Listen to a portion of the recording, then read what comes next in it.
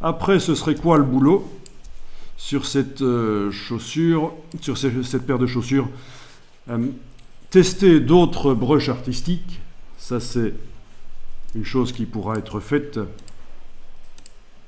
Je vais l'inscrire ici.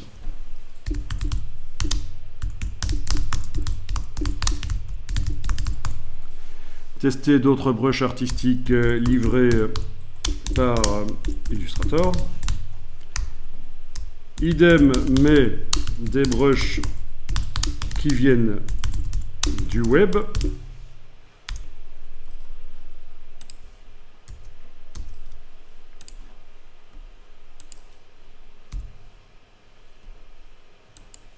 Parfait. Quand on ne voit pas ce qu'on tape, c'est encore mieux. Ok, idem, mais des brushes qui viennent du web. Ensuite, il faudra s'occuper éventuellement de coloriser les traits. Et on utilisera des couleurs globales.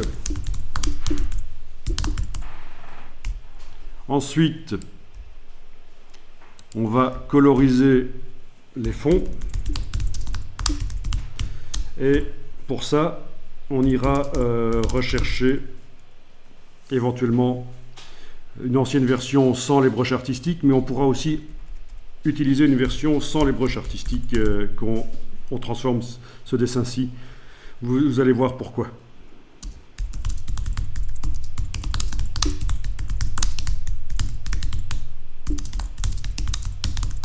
Pour une raison technique, je vais dire.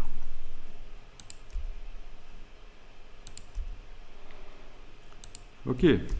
Alors par contre, il y a... Oui, et pour ça, on va utiliser donc le système de la peinture dynamique.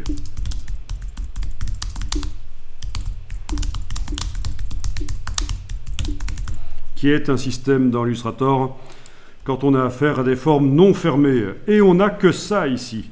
On n'a que ça, des formes non fermées. Ce sont plein de petits traits. Et pour arriver à coloriser ça, si on ne connaît pas le système de la peinture dynamique, ça va être difficile. Alors, il y a quelque chose qu'on va faire là tout de suite, et ce sera la dernière chose pour maintenant, c'est inverser des traits qui ont été placés sur la chaussure. Inverser des traits qui ont été placés sur la chaussure, oui, parce que, et là je vais enregistrer quand même sous un nouveau nom,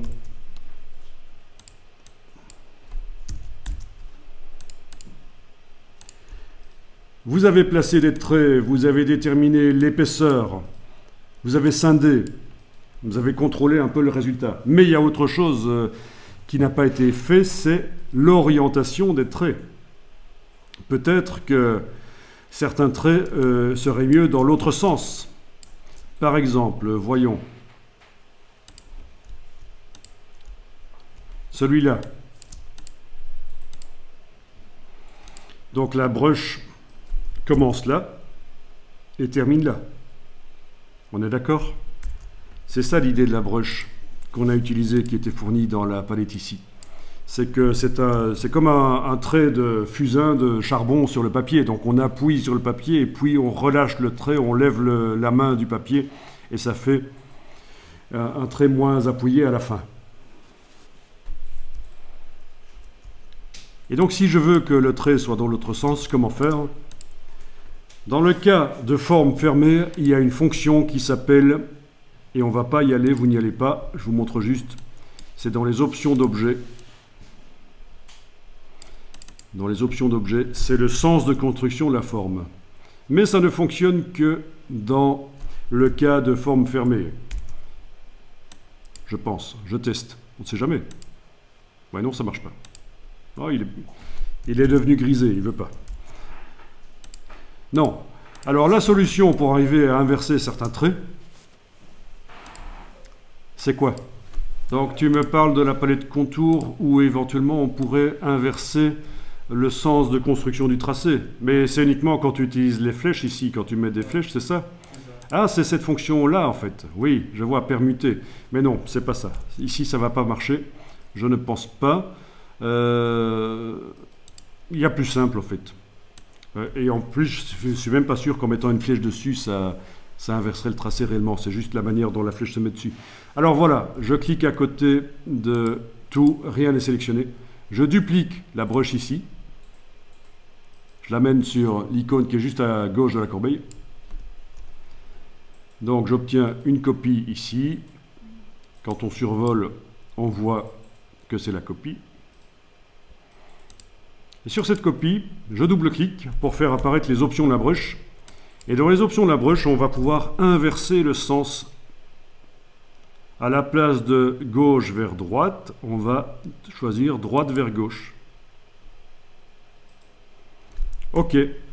Du coup, c'est la même broche, mais dans l'autre sens. Du coup, il suffit que... Ah, j'aime bien dire du coup, parce que j'ai un collègue que ça énerve. L'évolution de la langue française. Donc du coup, je sélectionne le trait, j'applique l'autre brush en cliquant sur elle, et la brush est dans l'autre sens, voilà. Tout simplement. Et ça peut être intéressant. Bon, ça devient un peu...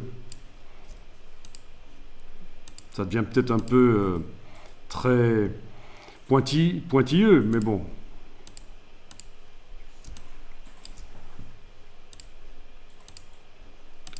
Ok, de la même manière, il est possible de ne pas devoir jouer avec l'épaisseur du contour, si on veut différentes épaisseurs de contour, et tout laisser à 1, dupliquer la brush, et sur les différentes copies, faire différentes épaisseurs. Dans les paramètres de la brush, faire taille. Ça aussi, c'est une autre approche si on veut gérer l'application de brush à différentes épaisseurs, mais on ne va pas le faire maintenant. Mais j'avais noté que c'est quelque chose qui pourra être vu, parce que c'est une autre approche de l'application de contours de différentes épaisseurs sur le dessin.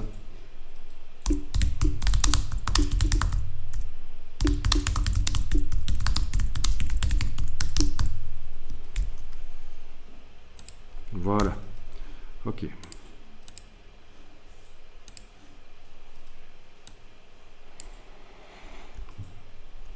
Là, je viens juste de prendre l'outil plan de travail pour aller agrandir un peu par la poignée la dimension, parce que je voulais avoir un peu plus d'espace à droite. Et attention, quand vous faites ça, avec l'outil plan de travail, quand vous modifiez la dimension, il faut que cette icône ici ne soit pas enclenchée. Sinon, les objets qui sont sur le plan de travail vont bouger avec.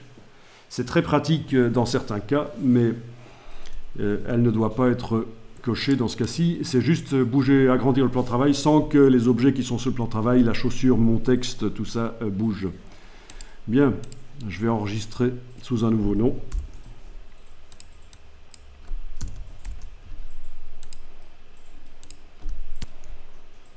Donc voilà un résultat différent de ce qu'on avait dans le dessin original.